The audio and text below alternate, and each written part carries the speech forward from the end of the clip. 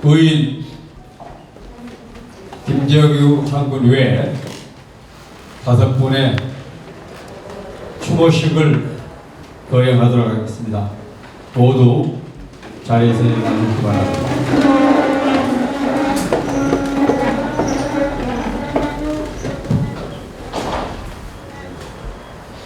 장군님 이하 5분이 돌아가시고 또 이달은 5월을 기억하는 그런 달이기도 합니다.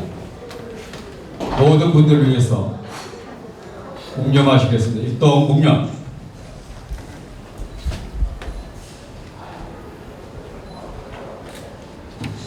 바로 자리에 앉아주시기 바랍니다.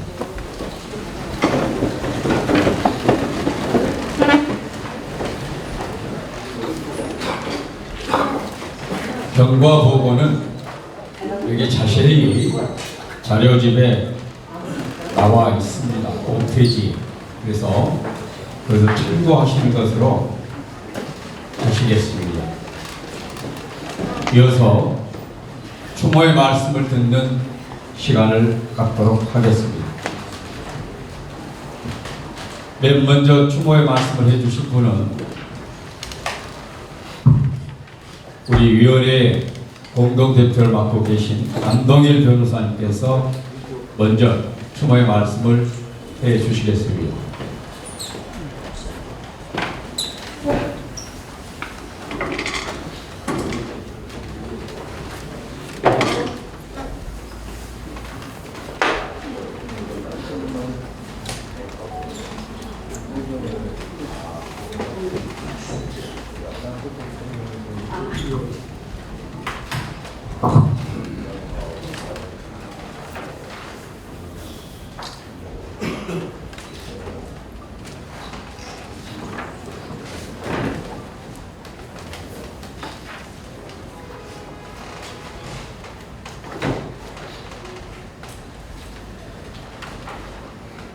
안동일입니다. 혹시 제가 이 자리에서 제일 연장자인지 모르겠습니다. 재작년까지만 해도 강신옥 변호사하고 같이 왔었는데 이제 저 혼자 44년 11.6 45년 반세기가 가고 있습니다. 그럼에도 아직도 11.6의 역사적 진실과 김재규 장군의 명예회복은 이루어지지 않고 있습니다. 제가 기억하기에는 종로가 교육회관에서 11.6 재평가와 김재규 장군 명예회복 추진위원회 결성했죠. 예. 그때 오늘 30명께서 그리고 이제 추모 이렇게 모임은 제가 기억하기에는 성남의 봉국사에서 처음 시작을 해서 오늘까지 이루고 있습니다. 이 모든 것은 그동안 같이 계셨던 분들은 다 거의 타계하시고 우리 존경하는 함세웅 신부께서 꿋꿋이 이와 같은 행사를 주관하고 계십니다. 큰 박수로 우리 함세웅 신부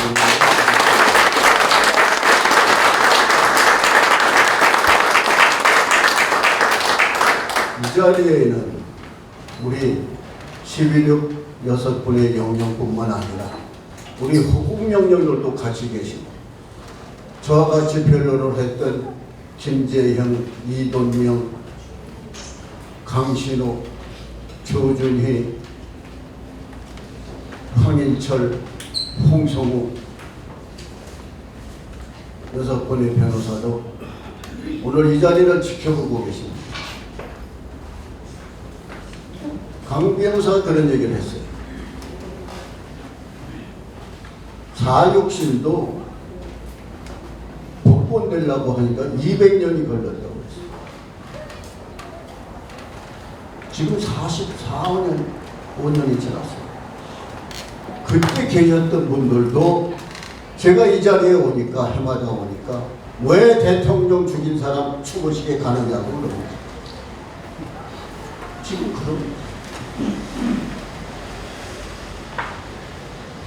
제가 그럽니다. 또 심지어 그렇게 얘기해요. 그 좌파 모임에 왜 가느냐 이래요. 제가 이렇게 얘기합니다.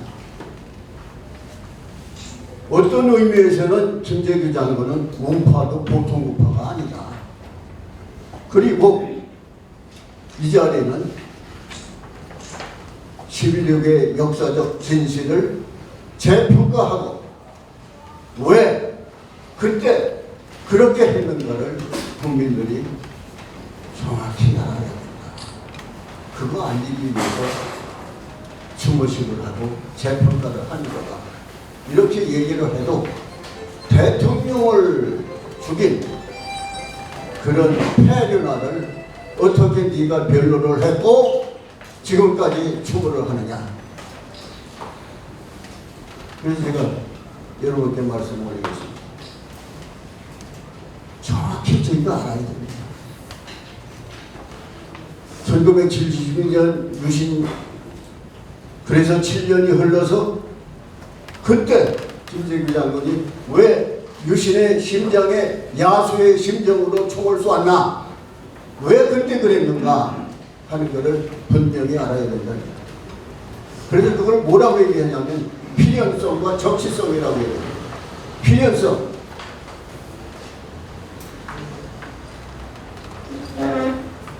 유신의 심장 박 대통령이 없어져야 유신 체제는 사라지고 자유민주주의는 회복될 것이다.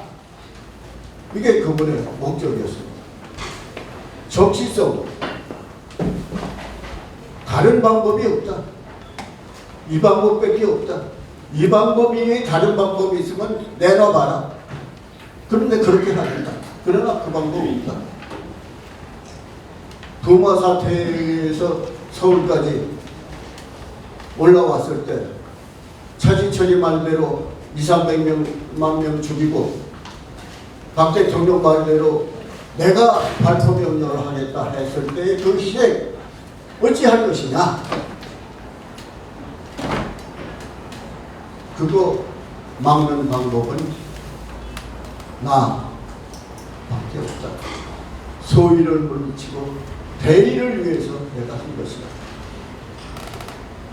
최우진 순에서 여러분이 아마 나와 있을 거예요. 5가지 딱 얘기했어요. 지금 그것도 들어맞습니다. 첫째, 유신 체제를 없애고 자유민주주의를 회복하자. 두 번째, 그게 적시성입니다. 수많은 사람들의 희생을 막자. 세 번째, 이렇게 우리가 민주주의를 안 하고 독재를 하면은 북한과 대립했을 때 오히려 적화된다. 네 번째, 건국인의 한미 관계가 최악의 경우인데 집단안보의 그 위험이 사라지고 언제 어떻게 될지 모른다. 엑시스 라인에 의해서 또 미군 철수로 의해서 6.25가 낫지 않느냐. 제2의 6.25 안 나는 보장이 어디 있느냐. 그게 네 번째였습니다. 다섯 번째, 대한민국이 세계에서 독재 국가로 평화받고 손가락질 받는데 이 명예회복해야 되지 않느냐.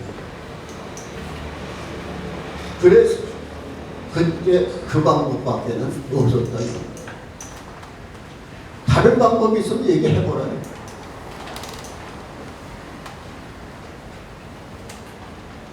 고적으로는 54살이었지만 실제 나이 56이었습니다. 박 대통령은 제가 기억하기로는 아마 62살인가 좀 됐었을 거예요. 제가 저를 욕하는 친구들한테 그렇게 얘기합니다. 만약 시민력이 없었으며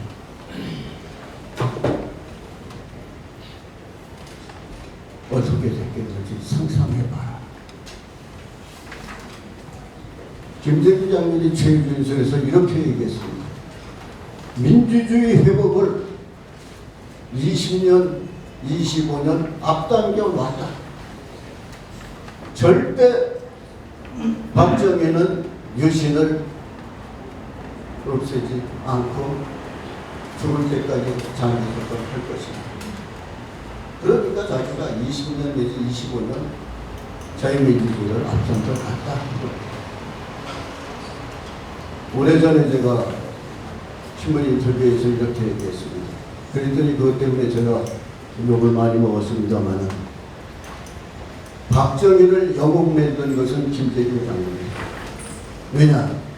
만약 그때 그런 시민에게 없었다면 추하게 일생을 마지막 갔을 것입니다. 또 일부 그 당시 우리 함시호님도 아십니다마는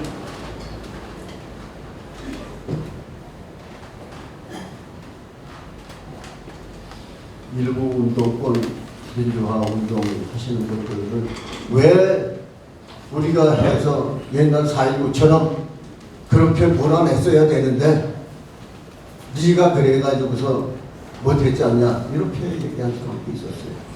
그러나 저는 그렇게 생각하지 않습니다. 그래서 이런 역사적 진실을 갖춰지고 11.6이 재평가가 되고 그래서 김장군도 명예회복이 되고 우리가 영원히 대한민국이 자유민주주의 국가로 굳건히 나갈 것을 생각하면서 두 사람만 제가 여기서 소개를 해드리고 제가 아까 7분의 김재기 장군 변호인단 가운데 6분 가시고 저 혼자 지금 남았다고 그랬어요. 저도 언제 갈지 모릅니다. 그런데 4년 전에 김재기 장군에 대해서 재심을 법원에 청구한 변호사들이 있습니다. 지난번에 한 번 기일이 지나고 저를 정의 신청을 했습니다. 유일한 정인으로 남아있으니까 나와라. 6월 12일 날 오후에 제가 정인으로 나옵니다. 우리 민변 회장이신 조영선 변호사 그리고 이상희 변호사 잠깐 일어나 주시고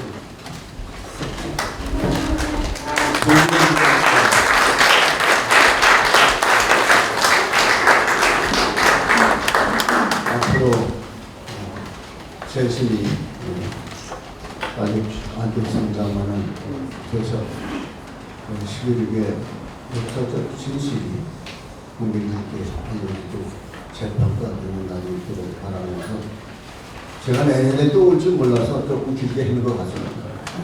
고맙습니다.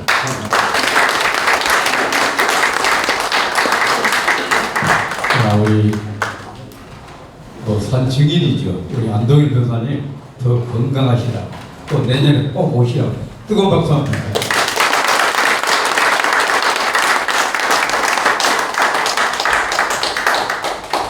다음에는 우리 안충석 신부님께서 주의 말씀을 해주시겠습니다.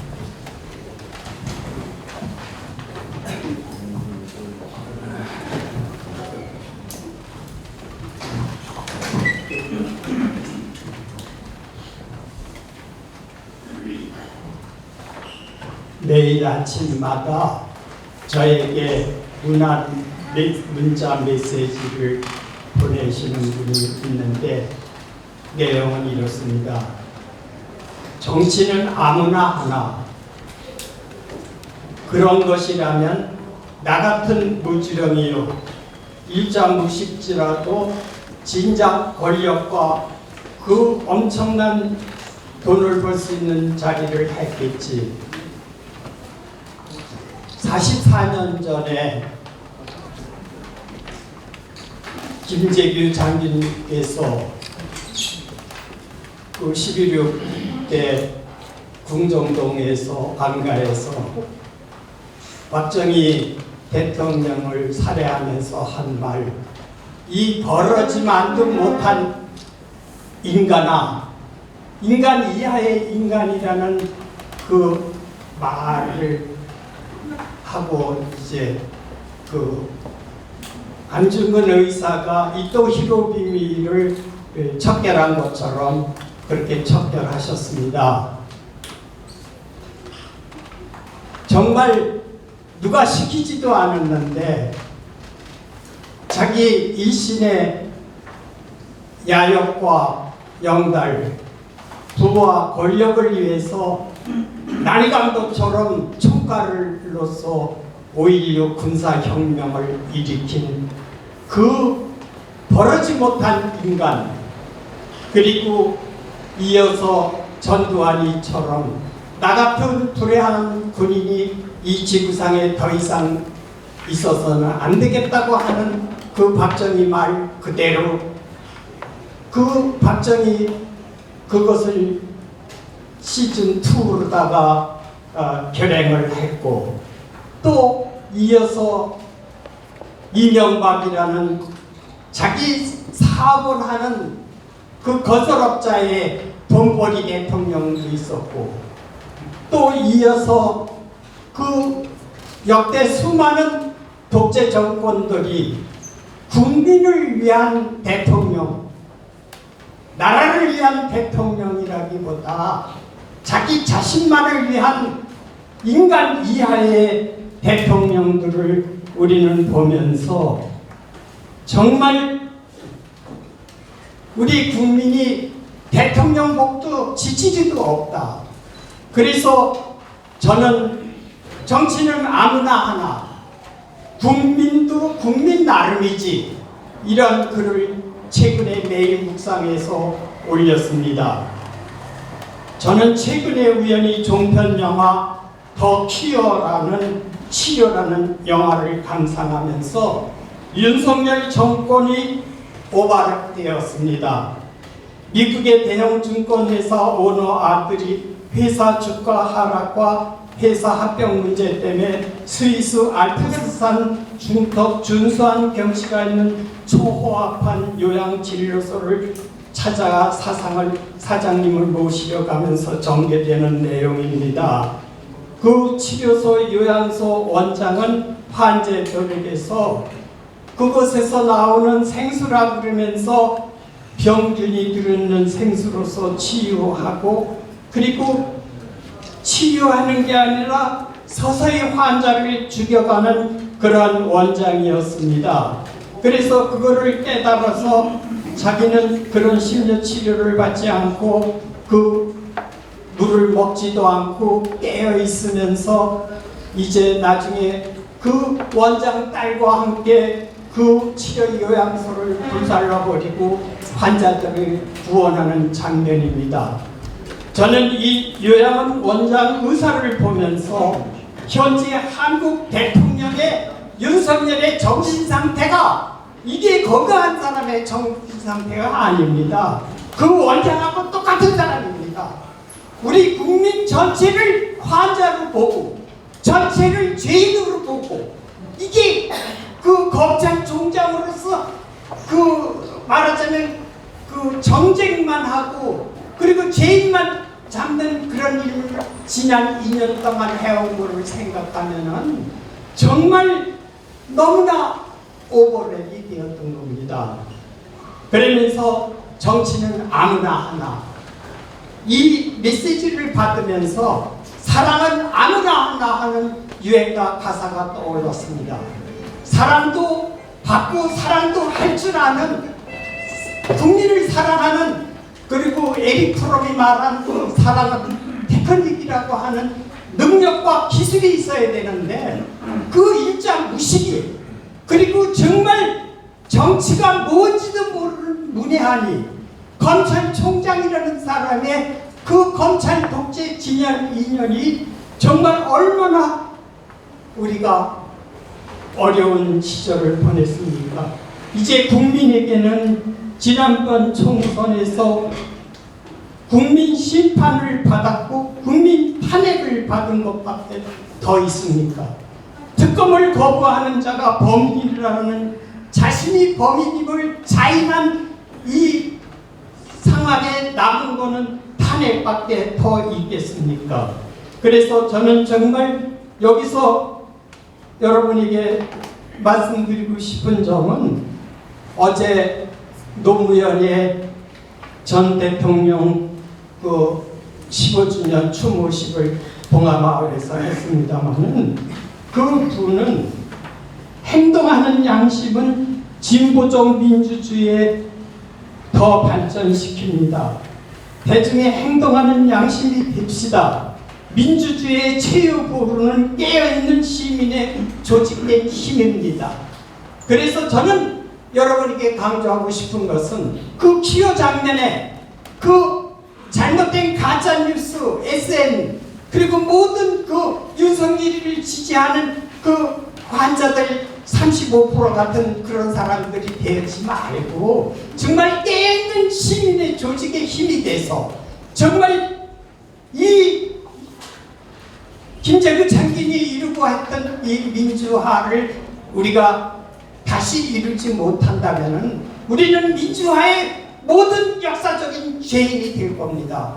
우리 한 세대에 맺혔던 그 시작만 해놓고 끝장을 보지 못한 이 민주화를 반드시 이번에 끝장을 내서 이 우리 세대의 이 한을 풀고 가야 한다는 말씀을 드리고 싶은 겁니다.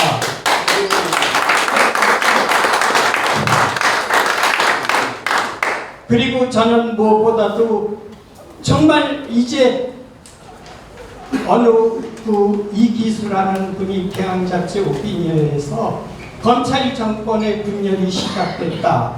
그러면서 총선 전까지만 해도 법무부 검찰은 하나였고 그리고 윤석열의 직관체제였다. 모두 검찰 독재의 그 왕국이었다. 같은 윤석열 차의 검사들처럼 검찰의 칼은 하늘을 찌르고 국가요직의 정부 검사가 이 나라 정치를 도맡았다. 그런 검사의 나라였다. 그러나 지금 그 검사가 권력의 위기가 분열로 시작됐다. 그래서 이분은 무슨 소리를 하냐면은 조정 종소리는 누구를 위해서 울리나? 이제 앞으로 그 검찰 조사와 그리고 그 공수처 조사하는 이 서너 달이 이 윤석열 정권의 조정을 울리는 그 시기다. 이렇게 지적했습니다. 그래서 정말 우리는 종원 누구를 위해 울리나 하는 해밍웨이 작품에서 그 죽어가는 사무가 자기 뱃속에 있는 아이를 위해서 울리는 저 종소리처럼 우리가 이 몇 달 안에 끝장을 내지 않으면은 정말 지난 2년을 또다시 4년을 지낼 수가 없다는 겁니다. 그래서 저는 여러분에게 간곡하게 말씀드립니다. 그리고 정말 이 김재균님의 그 몇십 년 앞당긴 민주화를 반드시 우리가 끝장을 보십시다. 그래서 안도인 시인의 봄날 사랑의 기도를 당신 영전의 추모시로 바칩니다. 그토록 당신 한 생명 바쳐 민주화의 봄을 그토록 수십 년 앞당기시게 하실 당신께 우리 모두는 죄인입니다.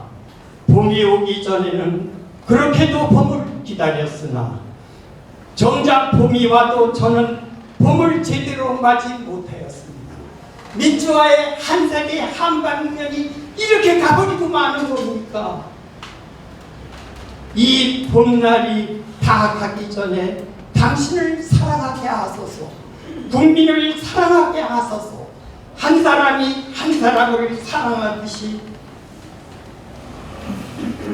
이 세상의 전체가 따뜻해질 수 있도록 도와주소서, 물이 차오도록 하소서, 그리고 민주화의 꽃이 피게 하소서.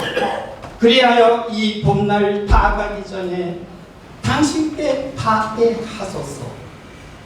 빨리 추모할 분이 많으라고 그래서 빨리 해라고 그러는데 제가 하도 열받아서 많이 받아서 죄송합니다. 감사합니다.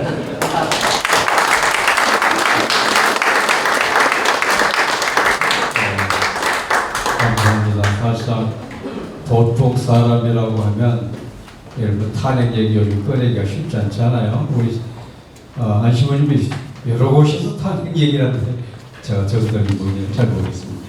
다음은 전국 비상시국의 홍보위원장을 맡고 있는 이경은님께서 부모의 말씀을 해주시겠습니다.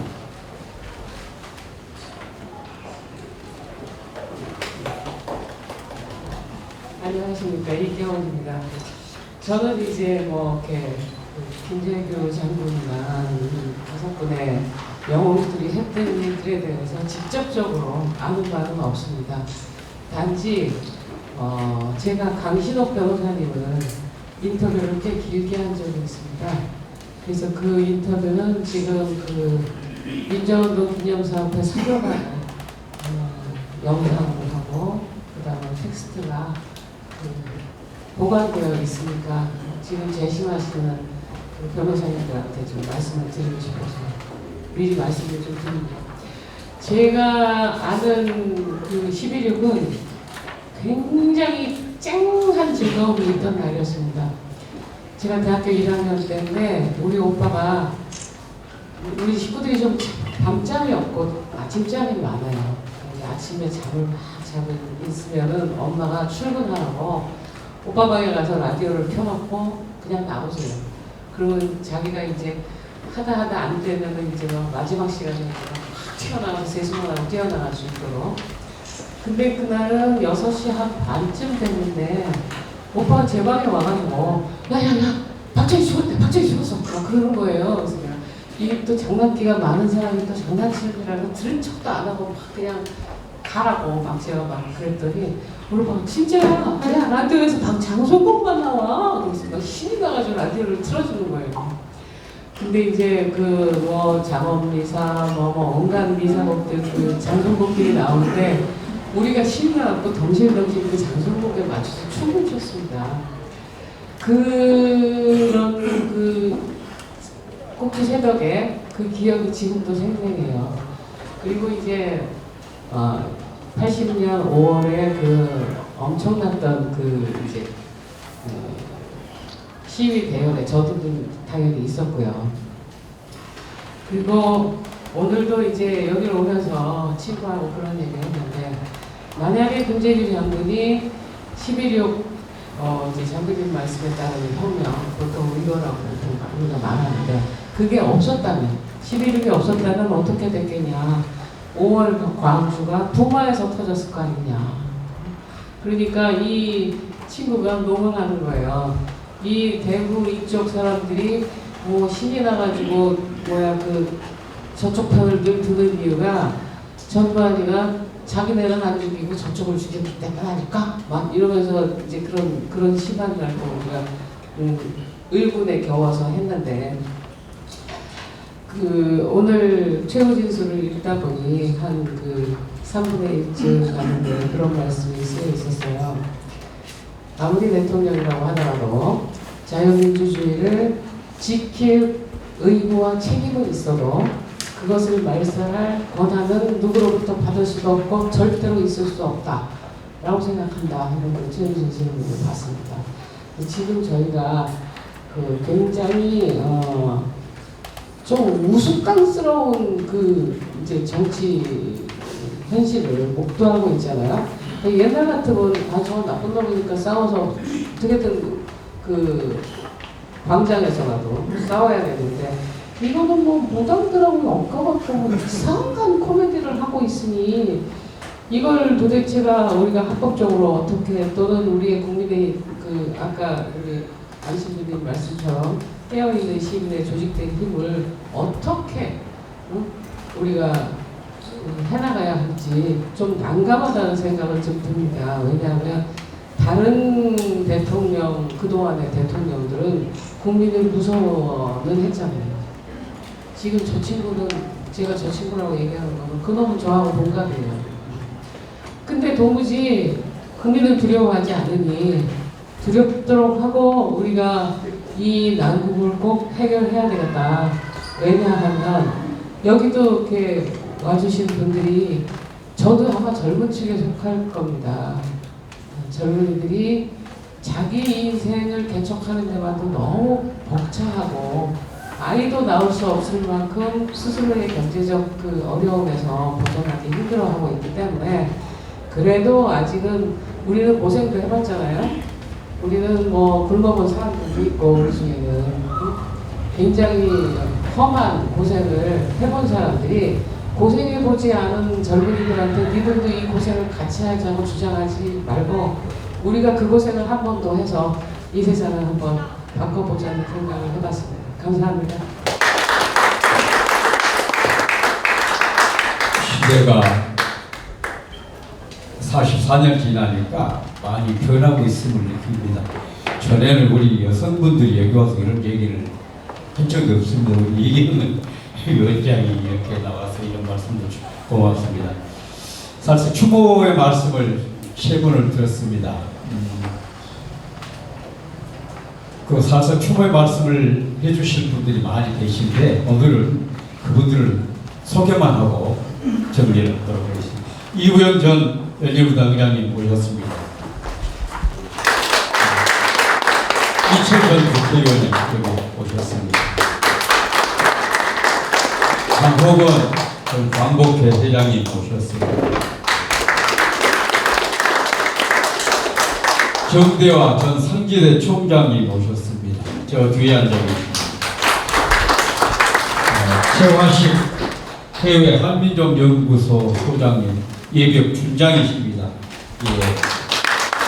인필리 강준하 선생 기념사업회 고문님 모셨습니다. 제가 연배가 나보다 조금 더 계신 분들만 소개했습니다. 양해 부탁드리겠습니다. 이어서 이상희 변호사께서 아까 소개가 됐죠. 지금 재심 사건을 맡고 계십니다. 나오셔서 그간의 과정을 좀 설명해 주시기 부탁드리겠습니다.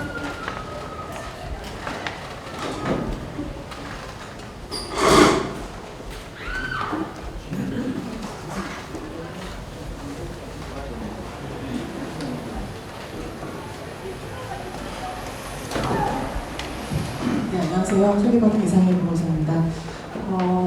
제가 2021년에 그때 허드론 형무소에서 저 추모제 했을 때 그 1년 전에 재심 청구 제기하고 소송 진행 경과 보고를 했는데요. 이제 3년 만에 다시 이렇게 만나뵙고 경과 보고를 하게 되었습니다. 저희가 김재규 장관님을 비롯해서 이 사건 40주기가 되는 2020년에 재심 청구를 제기를 했고요. 네, 법적으로 이게 재심 청구인 자격 문제로 인해서 다른 나머지 분들도 당연히 같이 하셔야 되는데 일단 그 장군님의 그 막내 여동생 영입해서 들어갔습니다. 4년 동안 사실은 저희가 이게 좀 빨리 진행이 됐어야 되는데 이게 재심 청구라고 하는 좀 독특한 절차의 성격이라든지 그리고 법원도 이 사건에 대해서 상당히 좀 무겁게 받아들여서 좀 시간이 많이 걸렸습니다. 그런데 너무 다행히도 지난 4월 17일 날 비로소 이제 이 관문을 통과하기 위한 첫 단계로 이제 재심을 개시할지 여부를 심리하기 위한 첫 신문 기일이 열렸고요. 일단 재판부가 충분히 기록을 검토를 해서 진행을 한다는 생각이 들었습니다. 저희가 김재규 장군님의 가족분들과 그리고 민변의 3명의 변호인단은 저희가 이 사건을 이 유신의 실체 그리고 이 전두환 신군부의 실체에 접근하기 위해서는 반드시 법적으로 드러내야 되는 부분이 있다라고 생각을 해서 그래서 최대한 역사적, 사회적 평가와 더불어서 법적 평가는 반드시 이루어져야 된다라는 생각으로 열심히 지금 검토를 하고 있고요. 그리고 최대한 그 당시에 사실 여기 안동희 변호사님을 비롯해서 많은 변호사님들이 재판의 실체를 공개를 하고자 했으나 그 당시에 언론 탄압으로 인해서 많은 부분들이 공개되지 않은 부분이 있습니다. 그리고 그 재판 과정이 너무나도 지금 그 당시에도 우리나라에 대한민국 헌법이라고 있었는데 그 헌법 법치국가의 그 나라에서는 도저히 이루어질 수 없는 그런 재판 절차들이 진행이 돼서 그런 부분들을 저희가 좀 낱낱이 밝히는 과정으로 삼으려고 하고 있습니다.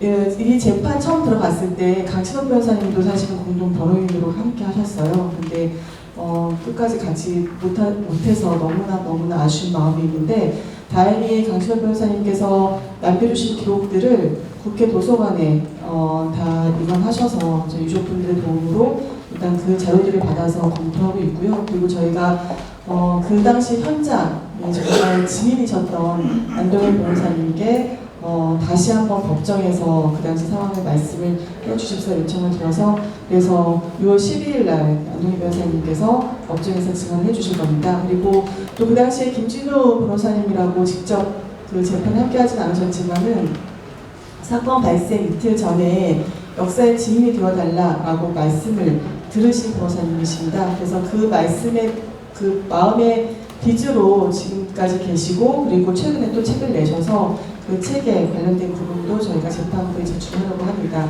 이제부터 시작이고요.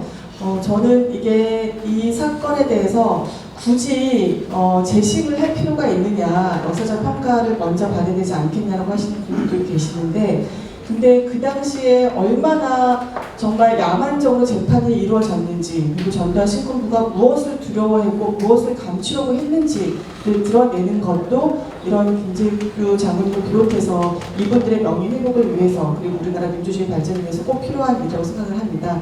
저희가 지금 현재 이 시대에 주어진 과제를 위해서 최선을 다하겠습니다.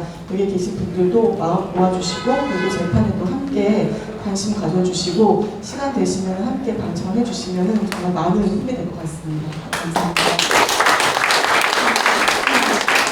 고맙습니다. 실체적 진실은 법적인 문제고 이것은 이거 우리는 알고 있습니다. 우리는 더 힘내기로 큰 박수 한번 주고요. 이제는 그 유가족들의 인사를 듣는 시간을 갖겠습니다. 먼저 김성신 우리 김정장님이 조카 되십니다. 저는 여동생 김정숙 여사님이시고요. 말씀 듣겠습니다.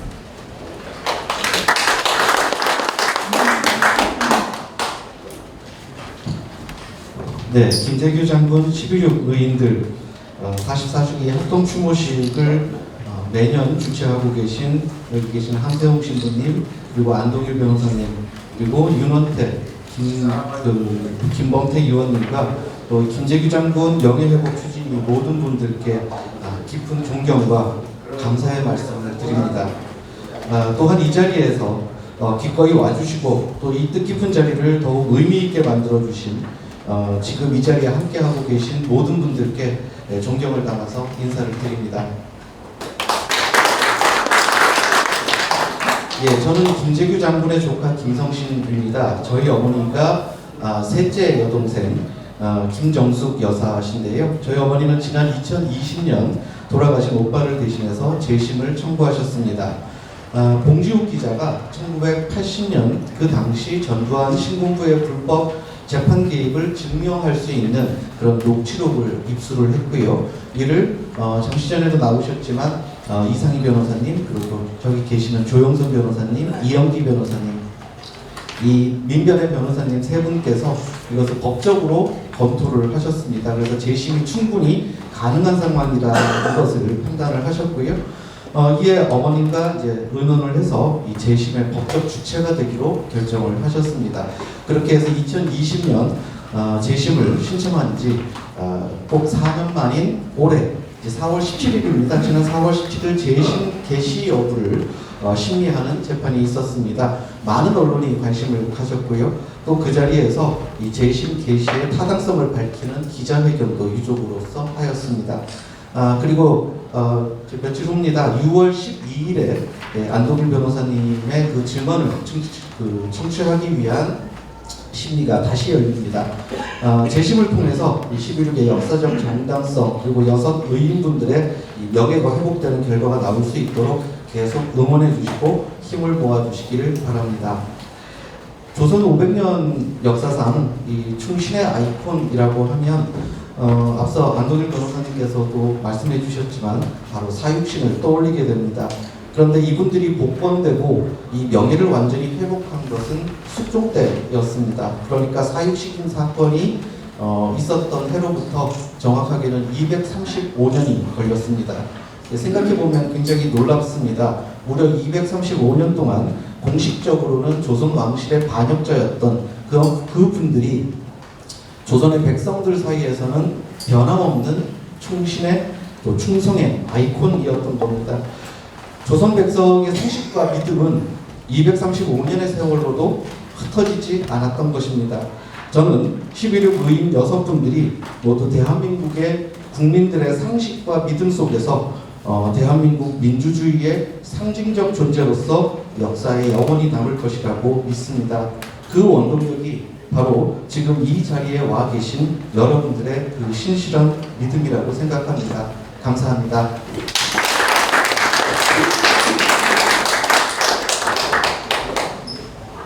고맙습니다. 아까 제가 잠깐 비슷한 언급을 했습니다만 이렇게 유가족분들이 오신 지가 지금 얼마 안 됐습니다. 그 전에 이제 우리 김병관 저쪽에 이제 김태원님의 조카 되신 분을 석달을 살고 오셨는데요. 이런 분들이 이렇게 조금씩 가까이 하신 분들이 나오시면 새로운 역사가 쓰여지지 않을 그 말씀을 드리고 싶습니다.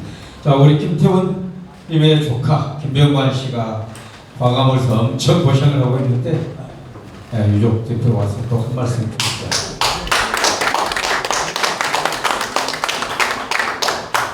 시간이 지체된 것 같아서요. 짧게 그냥 한마디만 여기서 말씀드리겠습니다.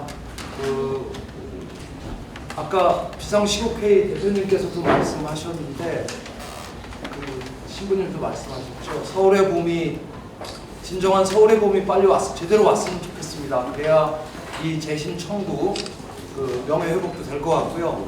특히 조선 동아일보에서 해직되고 탄압받았던 우리 이부영 선생님을 포함한 해직 선생님들 48년입니다. 대훈련이 50주년이에요. 50년이에요. 마침 내일 서울역에서 시청에서 한 10만 명 정도 모일 것 같습니다.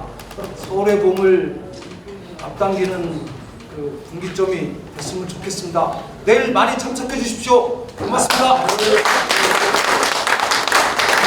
고맙습니다.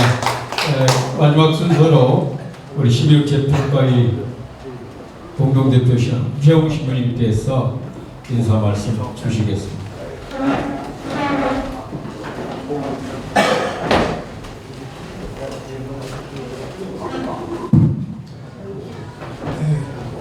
함께 하신 모든 분들께 인사드립니다. 아침에 일어나서 기도도 하고 미사봉을 하면서 자료집을 다시 좀 읽어봤어요. 우리 2001년에 11.6 재평가를 위한 자료집을 냈는데 여기서 읽다가 그 당시에 대법관이 15분이었는데 6분이 소소의견, 내란이 될 수 없다 이런 의견을 내셨는데 그 6분의 소소의견을 내신 그 대법관들 그냥 다 보안사에 가셔서 그냥 수모도 당하고 강제로 사표를 냈어요. 그런 기록 이렇게 보면서 이건 사실 판사들이 들고 일어나야 될 그런 내용인데 이동현 변호사님이 70년대 때 저희들이 이제 판사나 검사, 변호사들을 아주 어렵게 생각을 했었을 때예요. 그랬더니 이동현 변호사님이 저희 사제들에게 뭐 때문에 어려워하냐. 예수님 2000년 전에 그 당시에 사두가이 또 율법학자 바리사이들을 무섭게 꾸짖었다. 여러분들 사제 아니냐. 한국의 사법부에 있었던 검찰은 전부 다 독재의 아부자들이었다. 독재 신이었다. 가서 질타해라. 이러는 거예요. 저희들이 법을 잘 모르면서도 이동현 변호사님이 그러셨으니까 이동현 변호사님이 이렇게 말씀하셨으니까 그리고 그 다음부터 이제 우리가 판사, 검사들 막 꾸짖고 이렇게 얘기를 했는데 이런 이분들 소수의견을 내신 6분의 대법관 수모당하신 분들도 기억을 하고 또 나머지 9분 그 당시 이영섭 대법원장, 주재왕 대법관, 안병수, 이일규, 김영철, 유태용 이런 분들이 이제 다 9분 독재 정권 전두환 편을 드는 판결을 내었고 소수 의견을 내신 분들이 양병호, 임항준, 김윤행, 김문기, 서윤홍, 정태원 이렇게 6분이더라고요.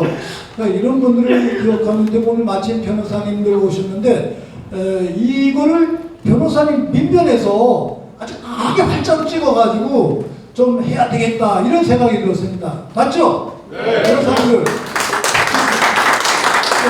사법부의 그 개혁이랄까 개선 함께 이렇게 생각을 했고 오늘 아침 6시 반에는 유족들이 이제 가서 성당에 가서 미사 봉헌했어요. 제가 가족들의 그 신상을 위해서 성당은 제가 안 알려드리는데 아까 여기 조카분하고도 잠시 대화 나눴었는데 그 김재규 부장님 부인과 또 따님 사위 이런 분들은 그 당시에 고통이 너무 컸기 때문에 이 내용을 말을 못해요. 그냥 91년도까지는 그냥 만나도 벙어리 같았어요. 말을 안 하는 거예요.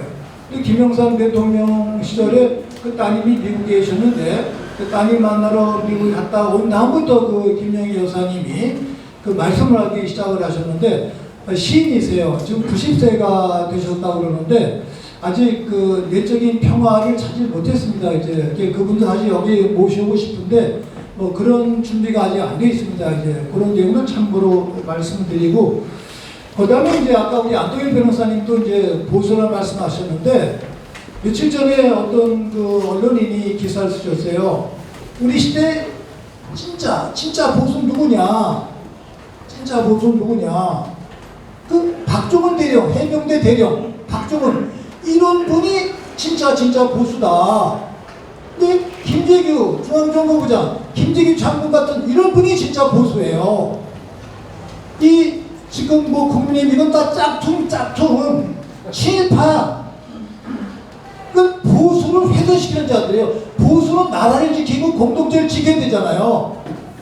박종원 대령, 이 대선배, 이 여기 계신 6분들 이런 분들이 진짜 우리 시대의 보수입니다. 이제 우리 보수의 가치를 알아야 되는데 이런 내용들을 놓치고 있어요. 우리 지금 거짓 언론들 여기 계신 우리들이 물론 수는 많지 않습니다만 성경에서 살아있는 소수, 깨어있는 소수, 양시민들이 그 민족과 사회를 구하는 것이다. 그래서 그런 긍지를 가지고 우리가 일당 100만, 일당 1000만 이런 식의 긍지를 가지면서 세상을 바꾸도록 해야 되겠다.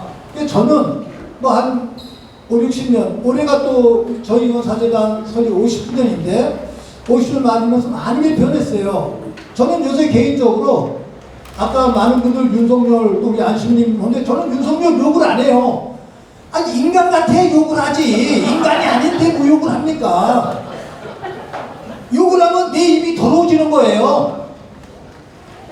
이런 측면 속에서 저는 성경을 볼 때 조금 죄송한 편입니다만 성경에는 믿을 놈이 아무도 없다 이게 나와 있는 거예요.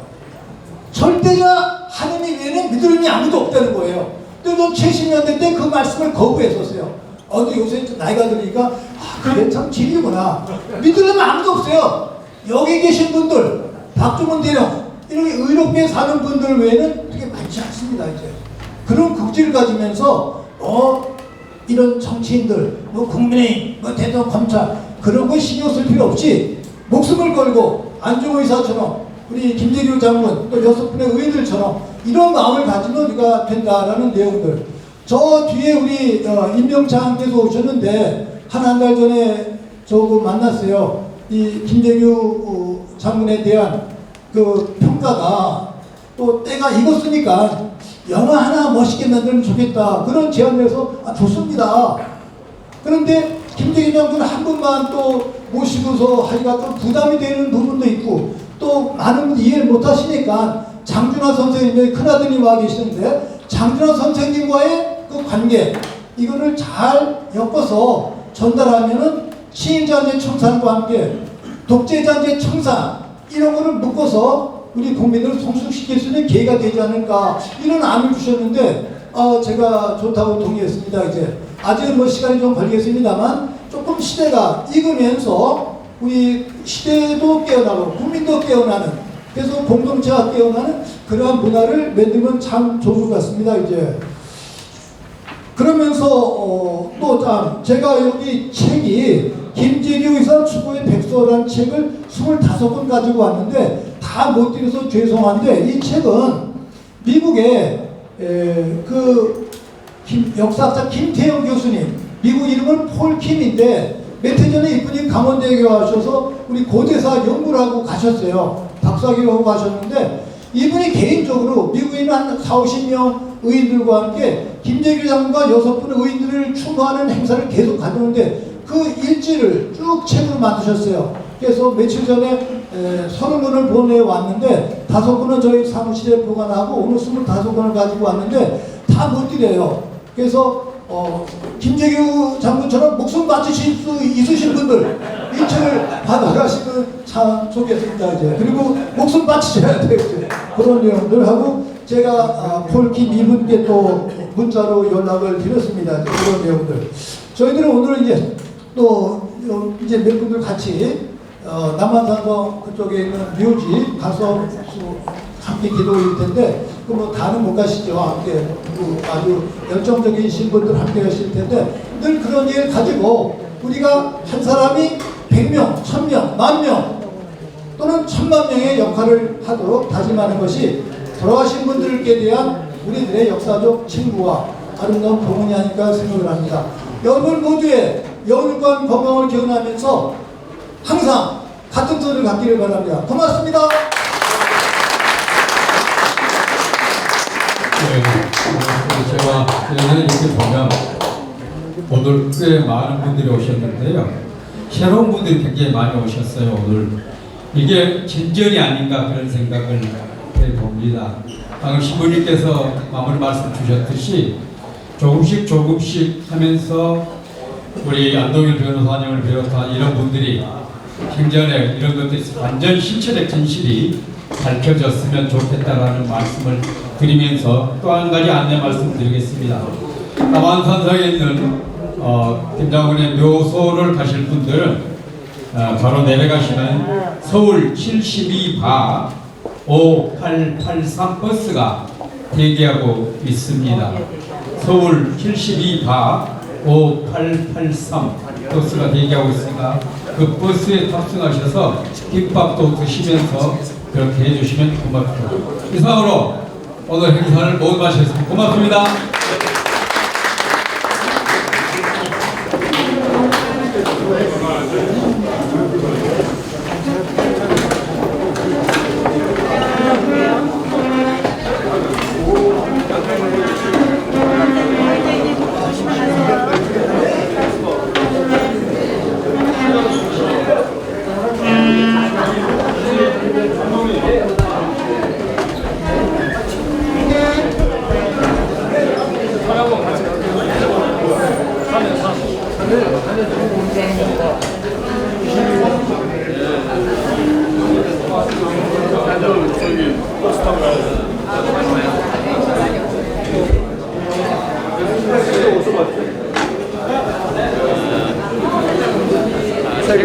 최근